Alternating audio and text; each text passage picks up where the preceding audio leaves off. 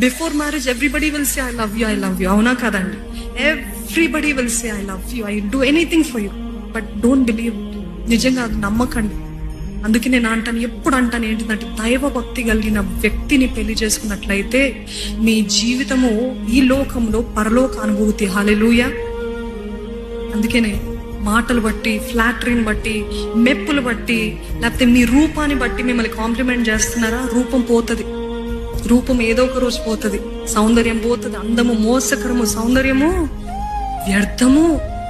యెహోవా యందు భయభక్తులు కలిగిన స్త్రీ కొనియాడబడును. అది స్త్రీ ఏమి, పురుషుడు ఏమండి. ఎప్పుడు కూడా రూపాన్ని చూసి పెళ్లి చేసుకున్నారనుకోండి, ఆ రూపాన్ని బట్టి మిమ్మల్ని ఎంతగానో ప్రేమించారనుకోండి, రూపం పోయిన తర్వాత అదే ప్రేమ ఉండదు.